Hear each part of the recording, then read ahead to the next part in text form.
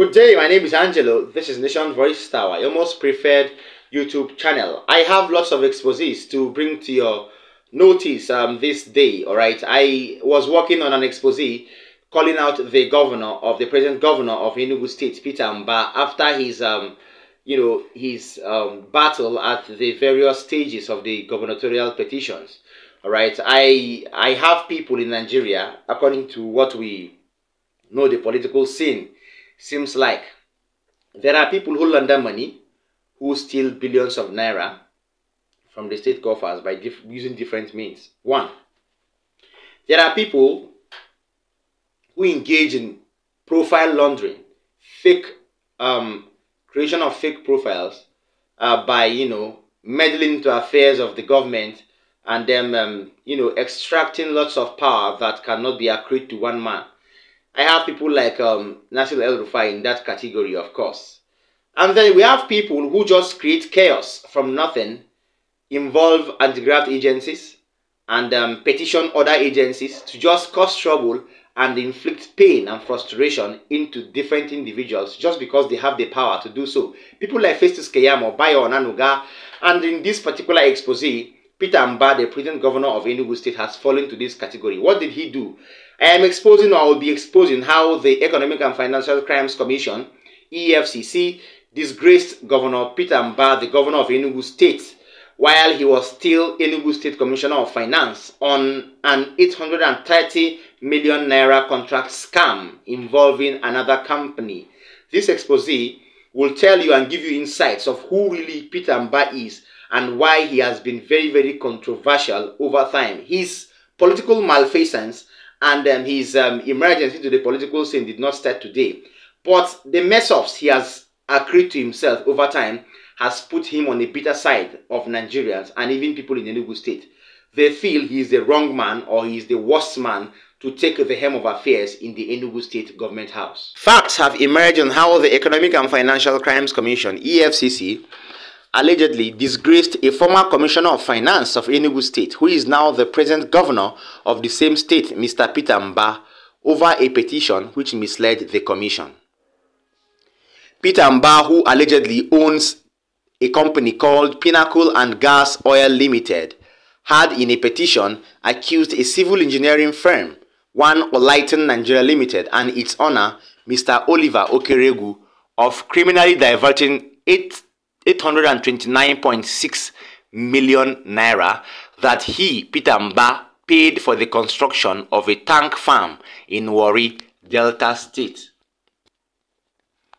In the petition dated July 17th and with reference number PLG/170722014/EFCC/001, Peter Umbah claimed he overpaid the company Oiton 301.1 million naira for the tank farm, but that the engineering firm failed to deliver on the project. Peter Umbah alleged that Olighton initially agreed to build the tank farm for 652.8 million naira, but later began making further financial demands without completing the contract. Officials of the EFCC conversant with the issue told sources that on receiving the petition, they knew it was a civil matter, but nonetheless invited Olighton's Chief Executive Officer, one Mr. Oliver Okeregu, for questioning. According to officers in the commission, we get hundreds of such petitions every day. Some people think the EFCC is an agency for hire to settle personal scores. That's why we are often very careful whenever we receive such petitions. Most times, it is the case of petitioners trying to dodge financial obligations, running to us for cover. This same officer who revealed this continued, when Olighton Chief Executive Officer Oliver Okeregu honored our invitation, we discovered that his company indeed completed the tank farm, but that a disagreement arose over how much Pinnacle Oil should pay for additional civil works, such as access roads. Rather than settle with Olighton Limited, the Pinnacle Oil boss, Mr. Peter Umbah, who is now the governor of Enugu State, we believe managed to hire soldiers guarding neighboring oil stations and installations to forcefully chase out lighting workers on their site, seizing their equipment and inflicting pain and wounds. According to this source, when we visited Pinnacle Oil and Gas in Warri, we saw several earth-moving equipment of Olighten submerged in water with armed soldiers who initially didn't want to give us access, standing guard. I doubt if such machines will ever be used again. Stressing, we wondered why Peter Umbah, who is a lawyer, could so resort to self-help.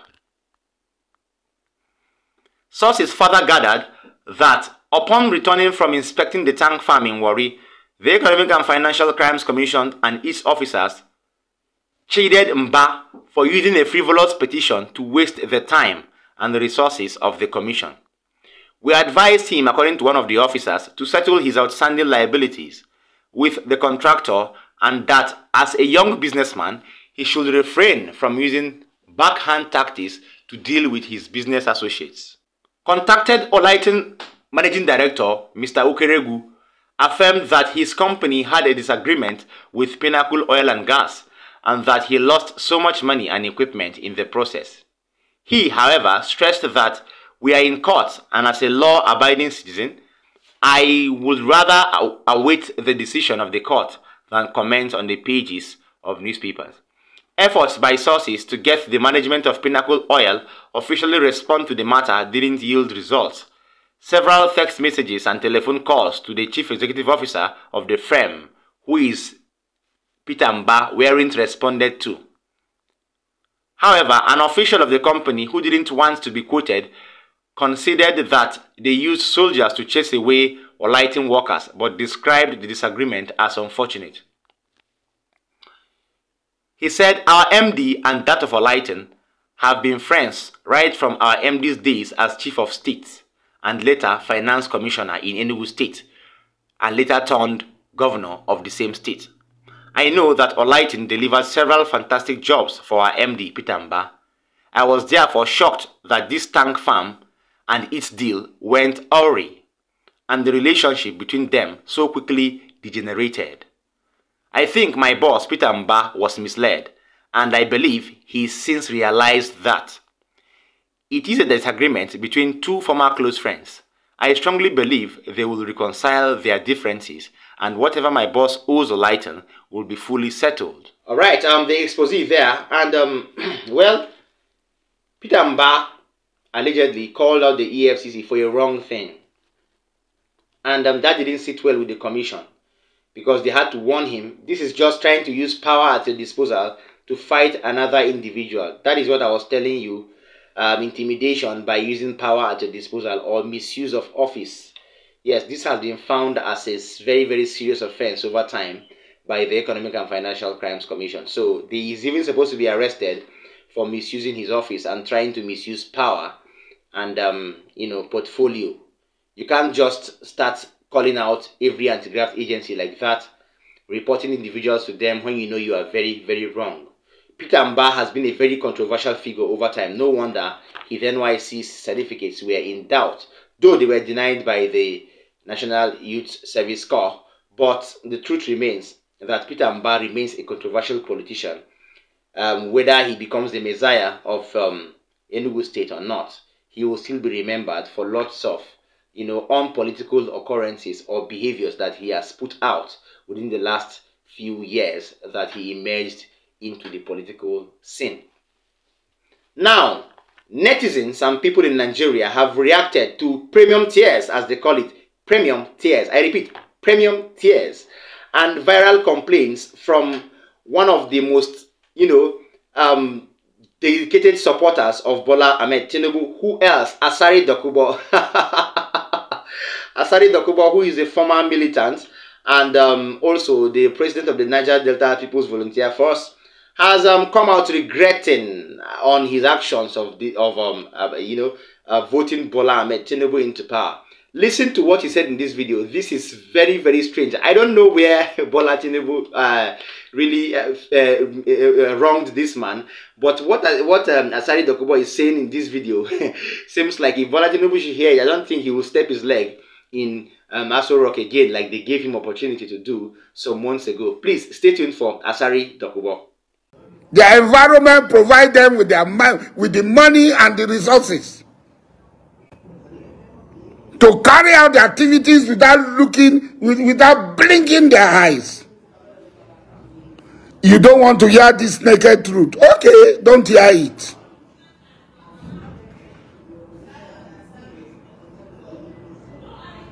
Don't hear it. Ijaw people are already angry that this is the worst government.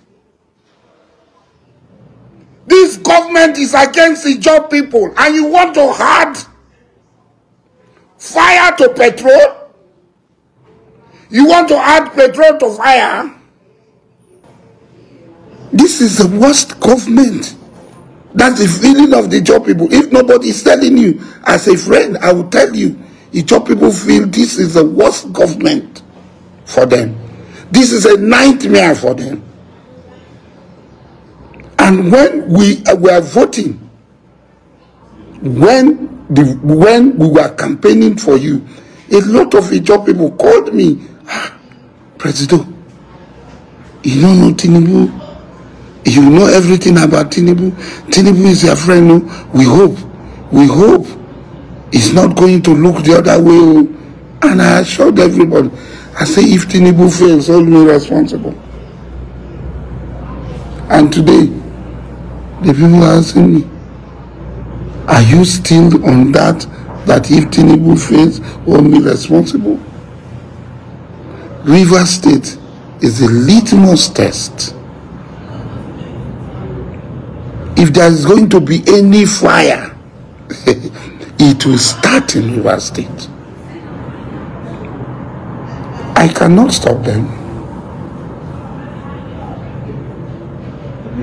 I, as an individual, I cannot stop them. I cannot even stand on their way because they will shove me aside.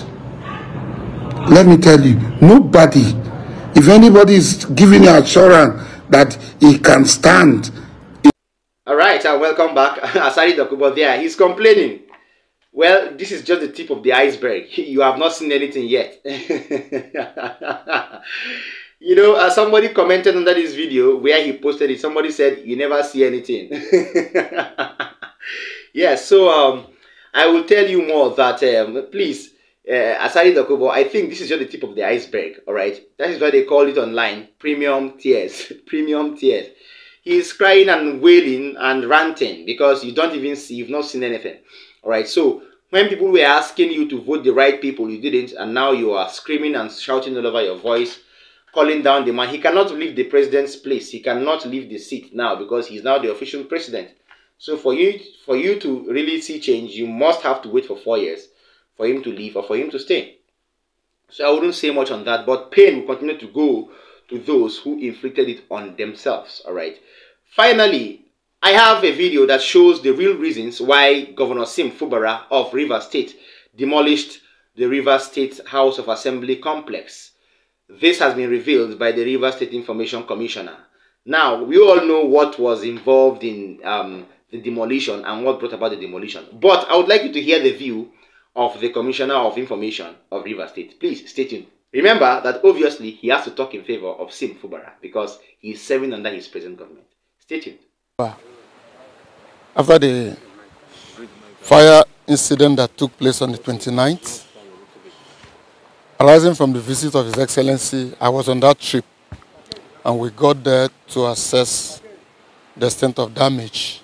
But beyond that, His Excellency also commissioned consultants who went into the structure and came up with an advice that it was no longer habitable and not very conducive for business.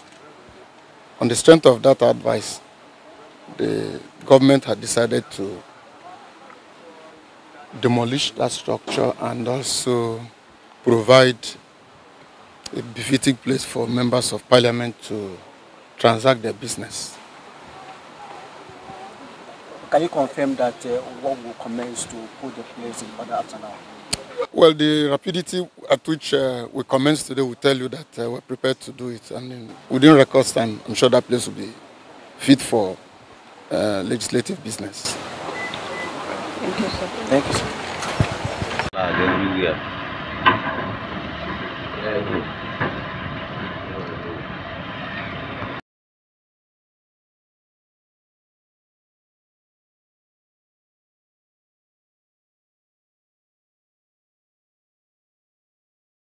All right, that is that.